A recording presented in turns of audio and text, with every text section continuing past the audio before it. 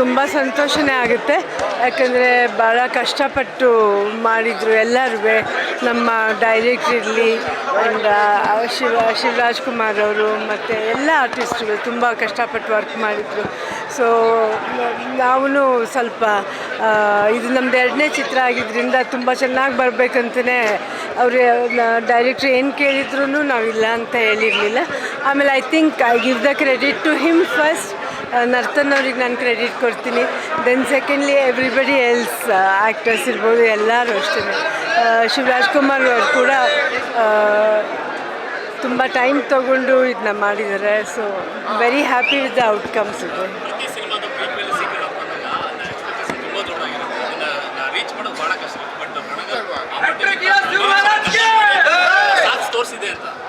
ಹೌದು ಅನಿಸುತ್ತೆ. ಯಾಕಂದರೆ ನರ್ತನ್ ಕತೆ ತೊಗೊಂಡು ಬಂದಾಗ we thought it will be a sequel ಅಂತ, but he gave a prequel for that.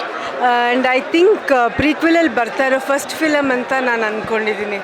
So ಅದು ಸೀಕ್ವೆಲ್ಗಿಂತ ಪ್ರೀಕ್ವೆಲ್ ಮಾಡೋದು ಸ್ವಲ್ಪ ಕಷ್ಟನೇ, ಬಟ್ ನರ್ತನ್ ಅದನ್ನ ಚೆನ್ನಾಗಿ ಮಾಡಿದ್ದಾರೆ, ಹ್ಯಾಂಡಲ್ ಮಾಡಿದ್ದಾರೆ.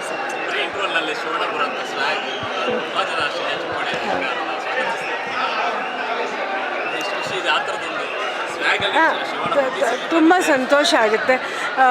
ಅವರೆಲ್ಲ ಕಷ್ಟಪಟ್ಟು ಮಾಡಿದ್ದನ್ನು ಫ್ಯಾನ್ಸ್ ನೋಡಿ ಖುಷಿ ಪಡೋದು, ನಮ್ಮ ಚಿತ್ರಕ್ಕೆ ಆಶೀರ್ವಾದ ಪಡೋದು, ಅದು ನಮಗೆ ತುಂಬ ಹ್ಯಾಪಿನೆಸ್ ಕೊಡುತ್ತೆ. ಒಂದು ಸೇರಿಸ್ಬಿಡಿ ಜೋಗಿ ಓಮು. ಸಾರಿ, ಇಲ್ಲ ಅವರಿನ್ನ ನೋಡೋಕ್ಕಾಗಿಲ್ಲ. ಅವ್ರು ಇನ್ನೊಂದು 2 ಡೇಸಲ್ಲಿ ನೋಡ್ತಾರೆ. ಮೋಸ್ಟ್ ಪ್ರಾಬಬ್ಲಿ ಸಂಡೇ ನೋಡ್ತಾರೆ ಅವರು.